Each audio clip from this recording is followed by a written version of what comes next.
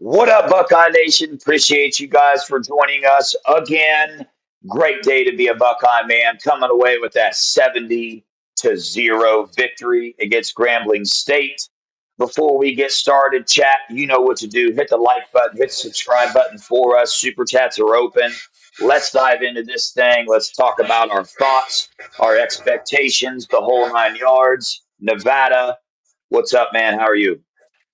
I'm doing great. Buckeyes took care of business today and looked really crisp doing it. I know the first thing people are going to say is, well, it's Grambling State, but Penn State played Florida International today, and I dare say that Florida International and Grambling State are about the same caliber of football teams right there.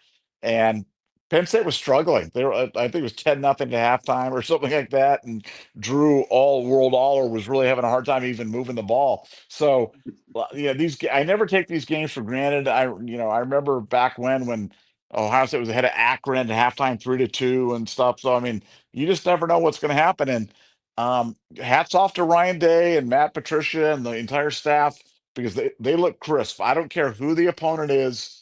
When you rack up 630 yards of offense or whatever it was, and you give up, or 650 and give up 160, that's really good football.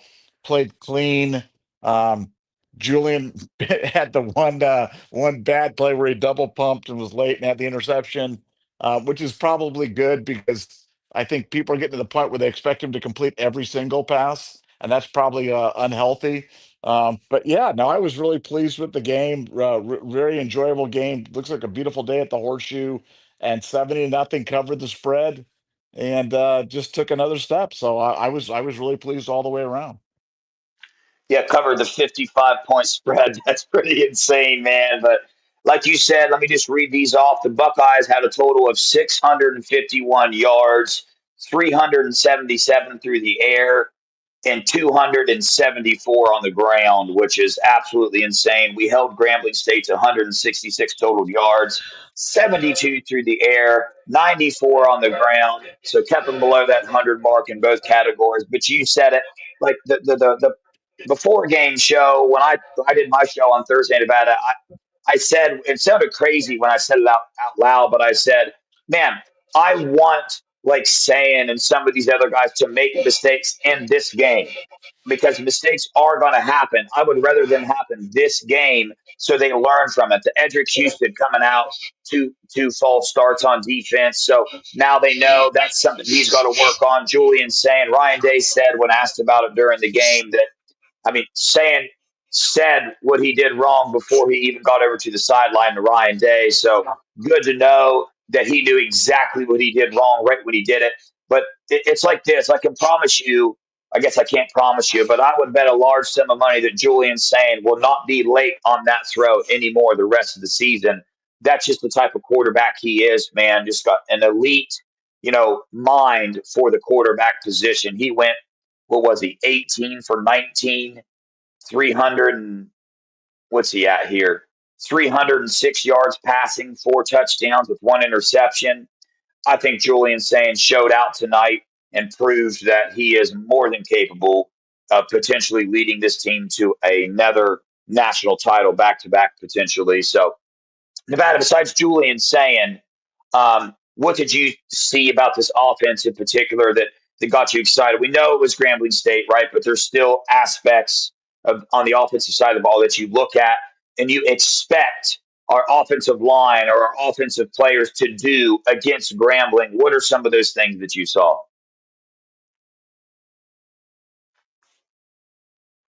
Well, I think he. Well, There yeah, you go. no, I was having trouble with that darn mute button. No, Yeah. no, I thought the offensive line, played great. They air free, and I thought, yeah, that was really something that was pretty impressive.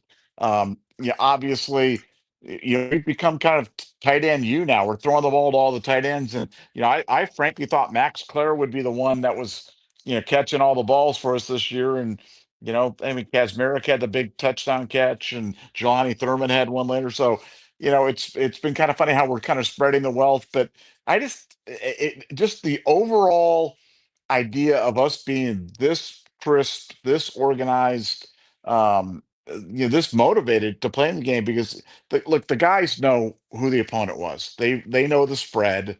They know that the shoe's not jumping like it was the week before for Arch Manning in Texas.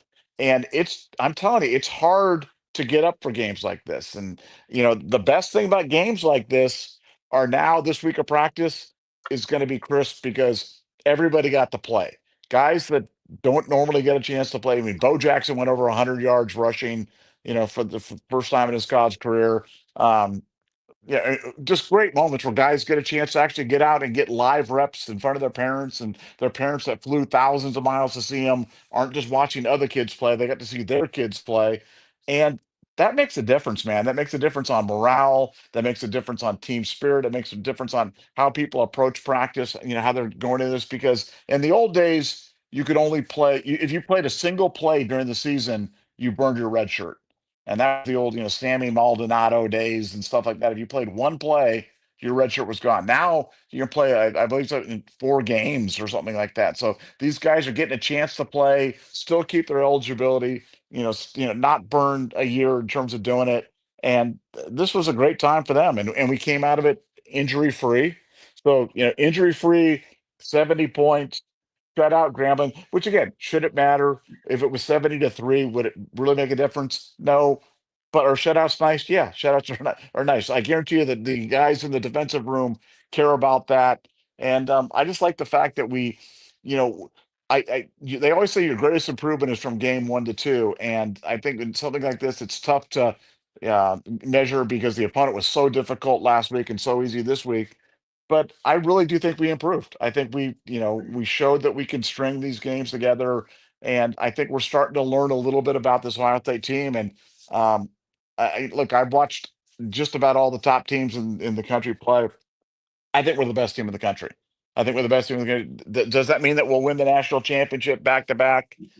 I mean, no. You got to get incredibly lucky and fortunate, and have all sorts of breaks and bounces and things like that for that to happen. But we're going to be favored in every game, and we're awfully good.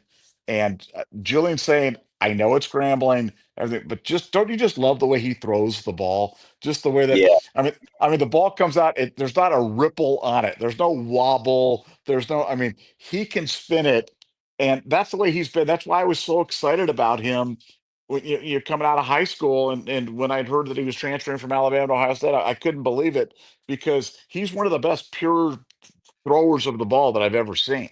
And he's always been that way. And he was that way, at Escondido. He was that way at the Elite 11. And that's the reason why Nick Saban went out there and grabbed him. Now we know why. I mean, Nick Saban, the GOAT, the guy that won more national championships than anybody else, that was the guy he wanted as his quarterback. And now we have him with multiple years of eligibility, Ryan Day, Jeremiah Smith, and this core wide receiver. So I couldn't be more excited about the progress that they showed this week despite the weak opponent. Yeah, man, you said so much there that we could dive into, but I mean, number one, the shutout, 70-0. That's the largest Ohio State shutout since 2013. So Matt Patricia and this defense, considering how much we lost, we saw what they did against Texas. They did what we expected. They did more than I expected to do in the Grambling. I expected them to at least give away some points. They did miss that field goal. But the most exciting aspect of this game, Nevada, I think everybody would agree, is to watch some of these like freshmen come in the game, Riley Pettijohn, and just make multiple plays. Zion Ziggy Grady has the sack. Tavian St. Clair coming in. Bo Jackson is the running back, looking like a beast. Isaiah West as well, going in there and being really hard to bring down. So many players on this team, the depth that we have, and there's this ongoing thing, Nevada. You've been around way longer than me. So how many times have you heard people freak out with the amount of talent that we've lost to the NFL? They freak out and they get worried about the season. What's going to happen? We just lost our entire defensive line. Just lost this. Just lost this. Well, in this game, our backups and our future was big time on display. And I couldn't be more excited for the future for Ohio State football, judging on what I saw in there. Jarquez Carter, freshman defensive tackle, in the game.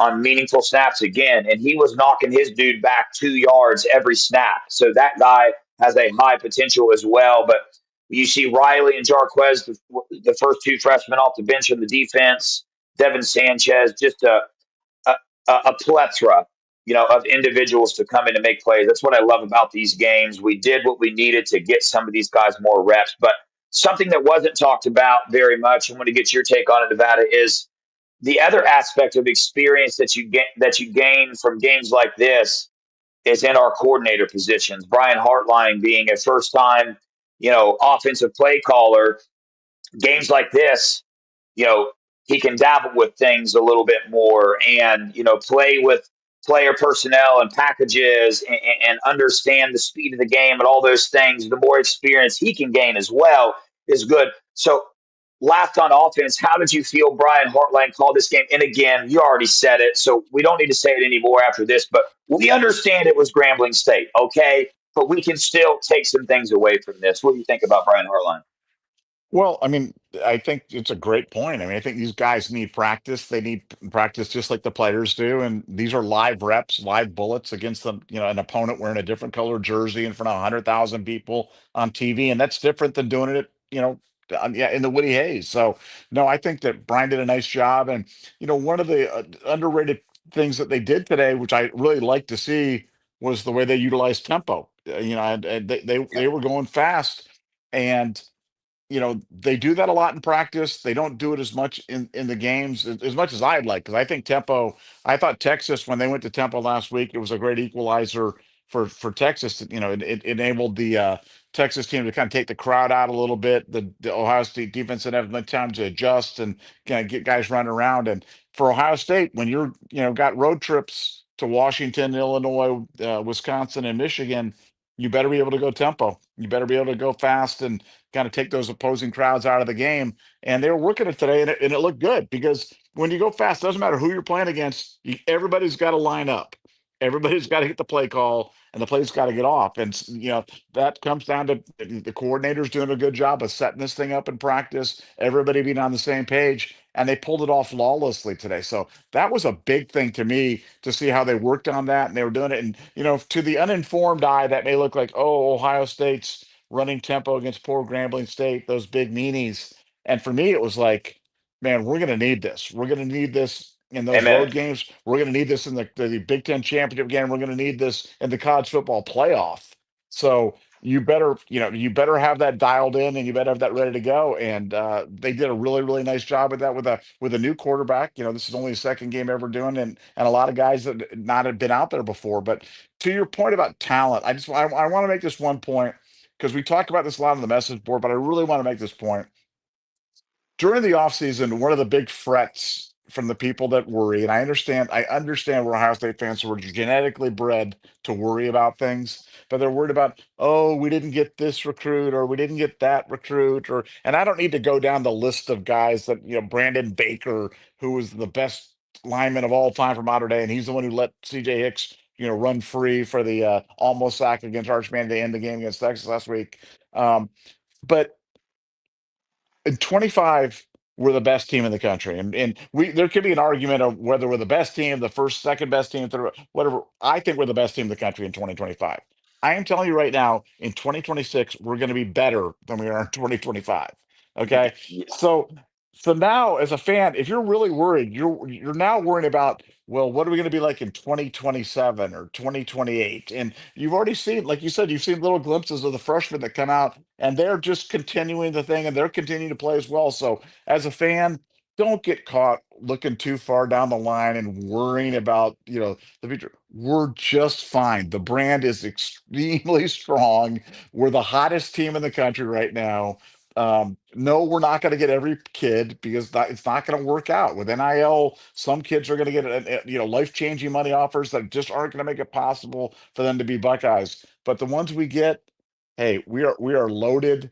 To your point, we're loaded with true freshmen, with underclassmen that just haven't played, and with older kids that are just getting more and more experience as the game goes along. So we're extremely talented from top to bottom, and the future is extremely bright. So as a fan, please take the time to really enjoy the good times, because these are certainly good times.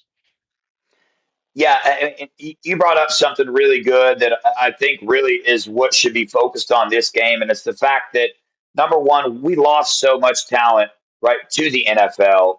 We have two new coordinators. We saw the Texas game. We saw what we did there, and you also saw other teams around the country. For example, LSU, Clemson, right? And what that created was some people arguing LSU, number one team in the country, all that stuff. Not that we care about that whatsoever. We'll find out. Okay. Like you're saying, I think we're the best team in the country.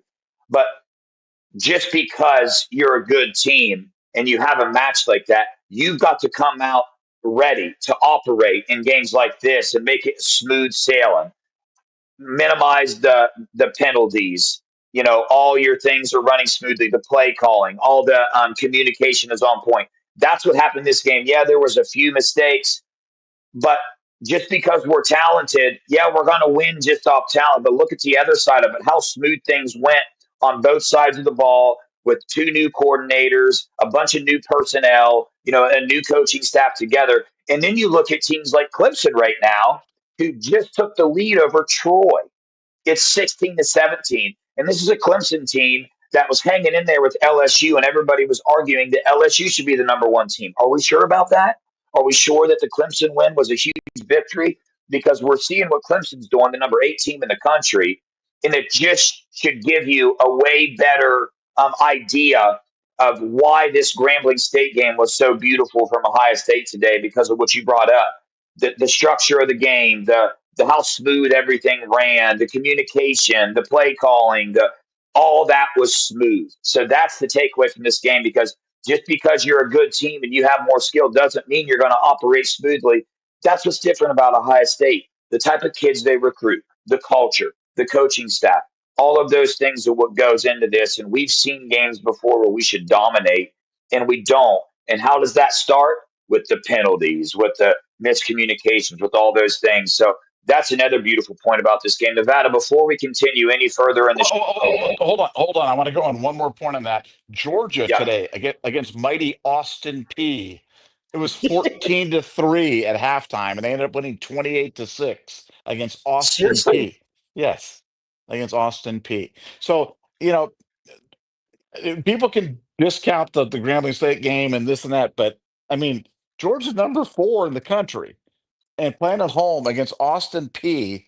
And if we were 14-3 against Grambling State at halftime, Devin, you would have had a live cast full of suicide watch there in terms of stuff going on. You know what I'm saying? I mean, so these games aren't easy. My point is we made it look easy, but it ain't easy.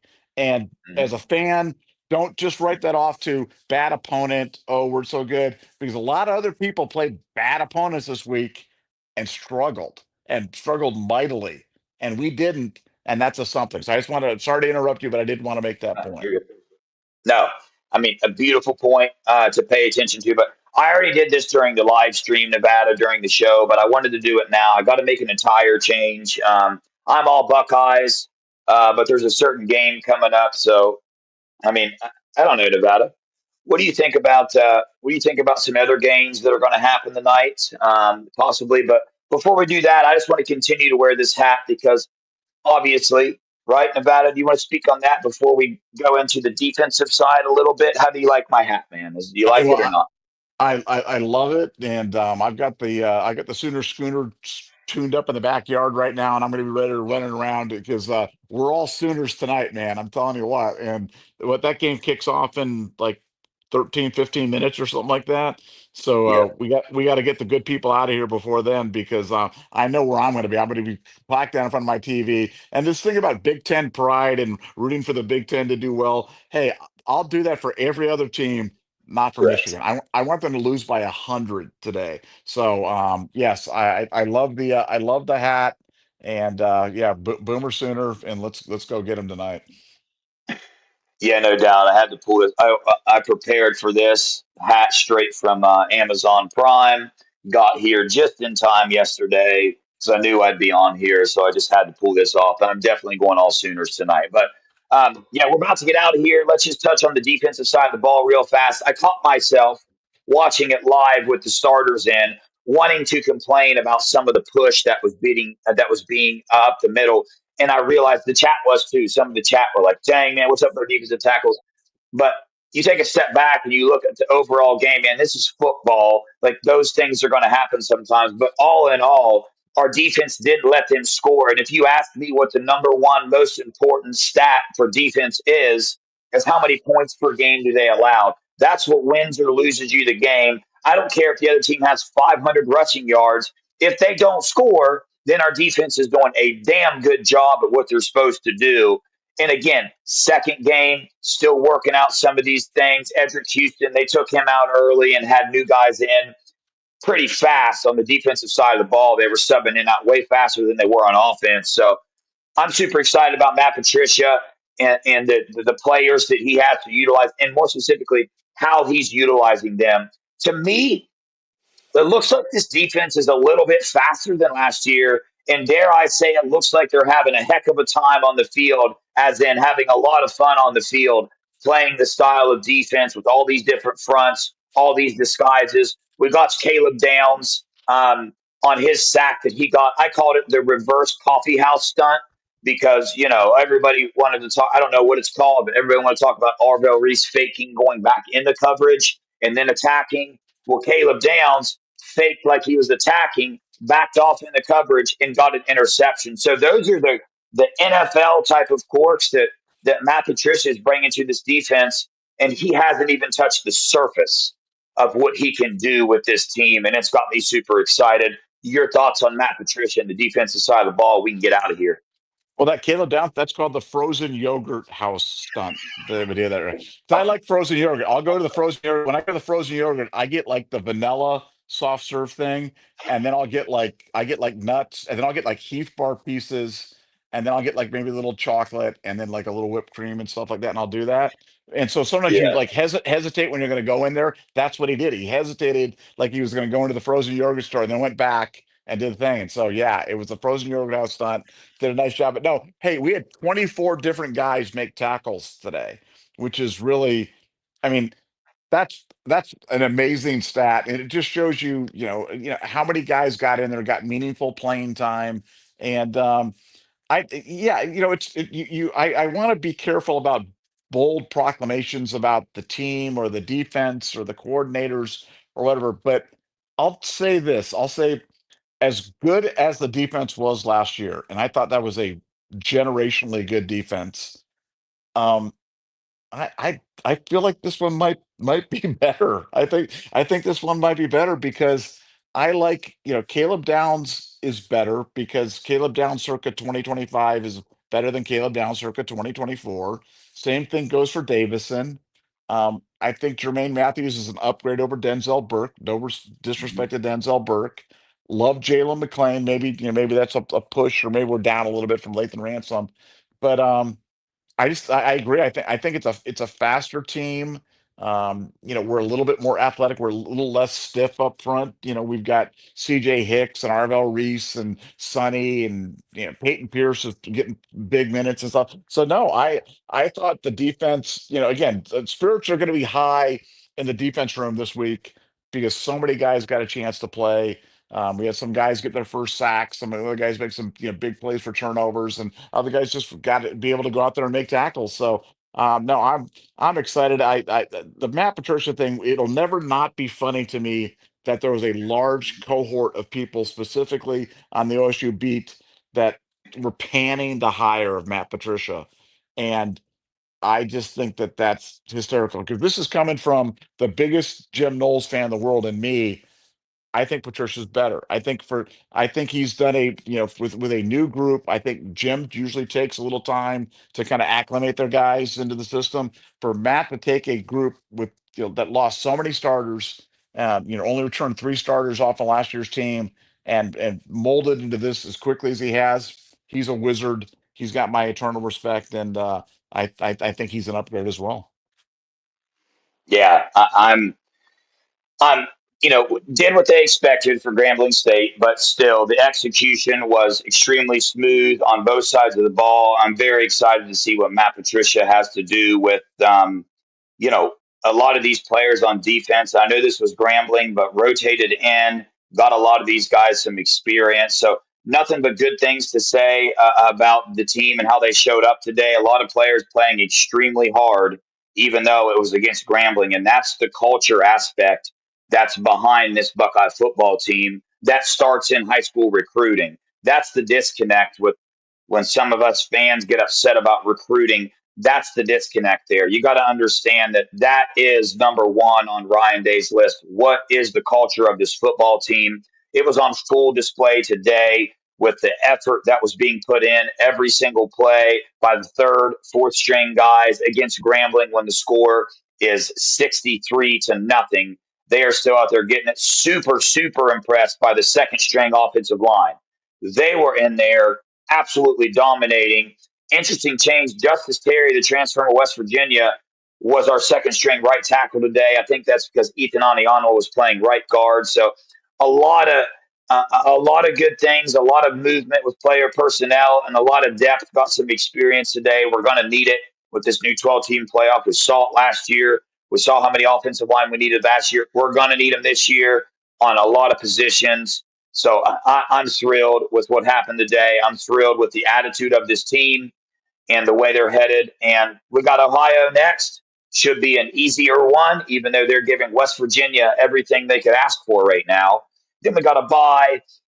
And then I think starts the test for this team, the Washington game, which I'll be at, the Minnesota game, and then we got Illinois, one to keep an eye on. But we're just building. Ryan Day said it. Now it's the race to see which team can get better faster. And with the performance from week 1 to week 2, the Buckeyes are at the top of the chart with getting better because that's what we saw. We saw them come out and be explosive, and they are at a trajectory to just keep getting better and better. Well, yeah, and to your point, it's culture over cash, and they're getting when you recruit the right type of players in, and you get the right type of guys that buy in to the program. This is the result, and Ryan Day deserves. Like, he's a big boy. He deserves some of the criticism when it's warranted, but he deserves the cookies when it's warranted as well. And the fact that he was able to rally the team last year from the brink of disaster, and then come back this year, reload the clip with a new group of guys, completely new coordinators, and completely different kind of challenge than he had last year. And look, it's only 2 games in, but we're we're consistently going out there and playing hard. Whether we're playing great or whether we win every game or not, you just want to see it effort. You want to see the guys playing hard, playing fast, doing their stuff. Well, that's certainly been on full display, and I hope it continues next week against Ohio, because if it doesn't, like for the Ohio kids, this is their Super Bowl, and they love nothing more than to get some good tape on there against Ohio State and play a semi-competitive game, and for them that would be like winning the national championship. So Ohio State's got to be ready. Different kind of challenge for Ryan Day to get these kids ready, but I really believe he'll be able to do it. And we'll see how they do next week and get ready for their first road game of the year at Washington, which will be another different kind of challenge for this young Ohio State football team. Yeah, Ohio players are going to play even harder, knowing that they might be playing for a roster spot on the Ohio State team with Will Kazmarek snuck him from there, and now he's looking like an NFL tight end with that pass catch today. 6'6", 260-pound dude going out, catching and running like that down the field. Man, he was getting it, son. He's giving it all he got. So exciting, man. Exciting games coming up for the Buckeyes. And again, number one team in the nation. Not that that means much, but we are looking like the number one team in the nation right now. Watch all these other players talk to our teams, talked about Georgia, Clemson, Ryan Day, Brian Hartline, Matty P, Body by Maradi. They got this team dialed in, focused, and it's culture. It's culture over cash. That's where this entire thing starts. So remember that when you're looking at the 2026 class and freaking out that we're not in the top 5, we're going to be all right. Nevada told you, don't start worrying about 27 and 28. A lot of things change, and that's what that class will affect, is those teams right there. But the here and now is Buckeyes number 1. They take down number 1 at Texas. They take down Grambling with the largest Ohio State shutout since 2013, 70 to nothing. Both sides of the ball dominating just like they should be. On to Ohio next week. Nevada, any final words before we get off here and we watch these Sooners take control of the game? Nah, dude, well, yeah, I was going to say that the big thing now is all the positive momentum for Oklahoma tonight over the disgusting Michigan Wolverines. So we need all the positive thoughts and energy. Everybody tuned in and wishing bad things for Michigan. That's what I'll be doing for the next 3.5 hours. For sure. Hey, we appreciate all you guys joining us again. And if you stuck through us through the whole thing, we really, really appreciate that. Hit the like button, hit the subscribe button. Stay tuned. Tomorrow, Monday, have some more shows coming out, really break down this game a little bit further, talk about this team, and dive into it further. But we appreciate the heck out of you guys. God bless you guys. We love you guys. Go Buckeyes. OH. He always does that every time. IO.